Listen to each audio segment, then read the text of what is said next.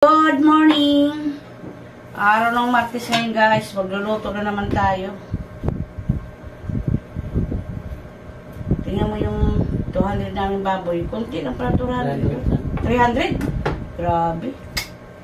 Grabe na guys, yung mga bili ng ano natin. Hirap ng buhay ngayon. Diyos ko po. Marami na umaangal sa hirap ng buhay guys. Iwain ko to ng pahaba. Ngayon lang ako nagluto guys. Hindi na kami halos nagluluto ng ano. Mga anak ko ulam kagabi midlog. Tapos nung tanghali kami dilis. Ganun lang ang buhay natin. Tipid-tipid din pag may time. Kamusta na ang lahat? Kamusta na ang buhay? Malapit ang Pasko. Daming umaangal sa presyo ng bilihin.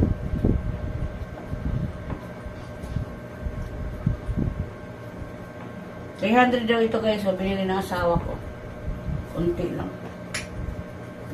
Samantala noon 150 ang kilo ng baboy. Ngayon hindi na kaya.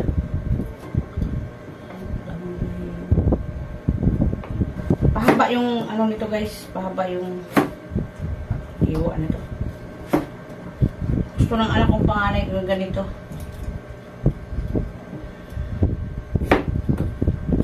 Ganyan. Talas ng kutsilyo na to guys. Oh.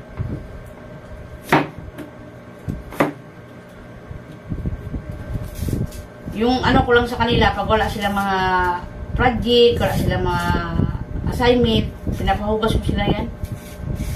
Pero pag magsulat sila maghapon, hindi ko na pinapahugas kasi nakakapasma din yun.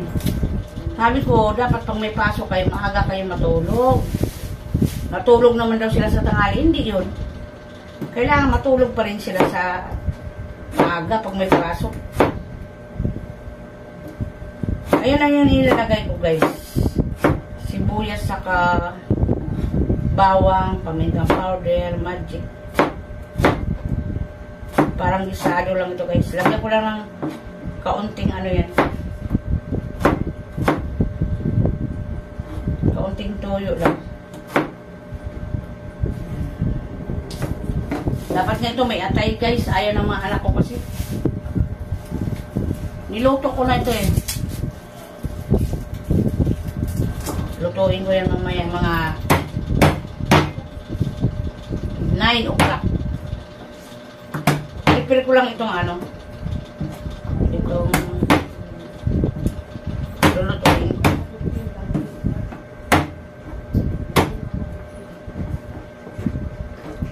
Balikan natin yung mamaya guys pagtapos na magluluto tayo mamaya.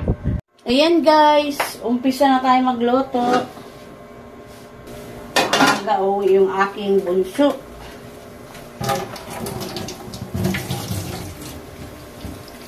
Lugasan ko na ito, pero lugasan ko na.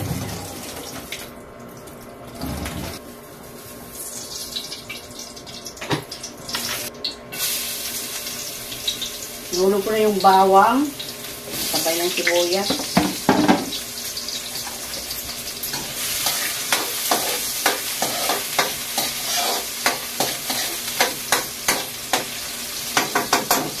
Bisa natin ito sa sarili niyang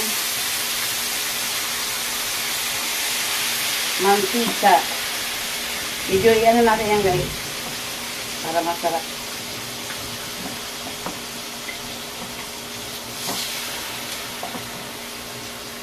Binto ko lang yung luto na yan. Bahala yan. Mga anak ko nasasawa na rin sa mga niluluto ko eh. Ayaw kasi nila ng matamis. Mga anak ko.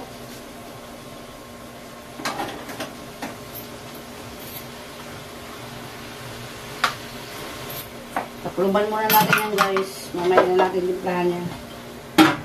Lagyan natin ng mantika guys. Para sa ating patatas.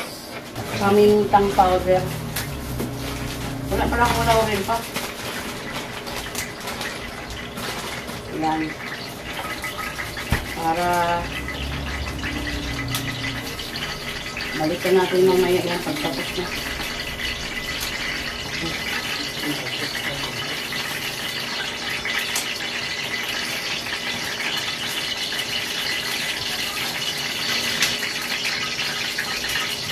Ano lang kasi kami guys, ganito, balot-balot lang na powder.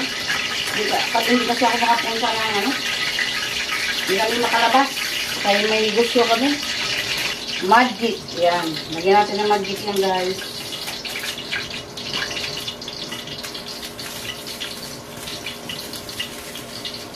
Hindi natin ubusin yan guys. Oh.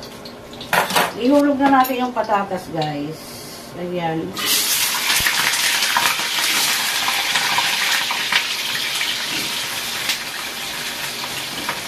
Pag ako talaga nag-ano, pinatry ko talaga yung patatas.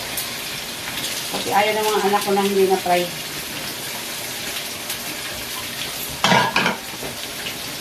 Ayan. So-try natin yan. Lagyan natin ng laurel yan guys. Yung ating niluto. Ayan.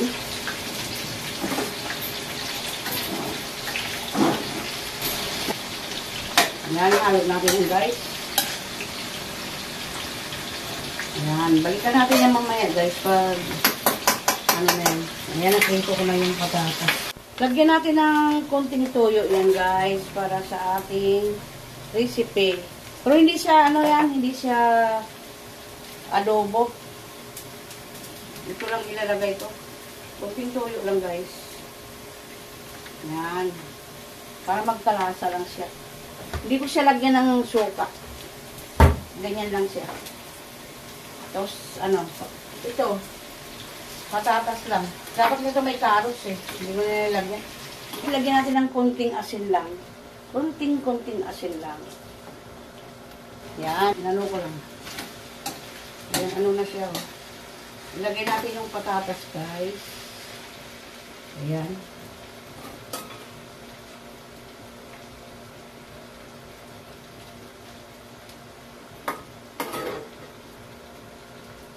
Ilagay natin ang patatas. Tsamba-tsamba na luto lang yan guys. Hindi yan adobo ah. Hindi ko rin lagyan ng tomato sauce yan. Tsamba-tsamba lang yan.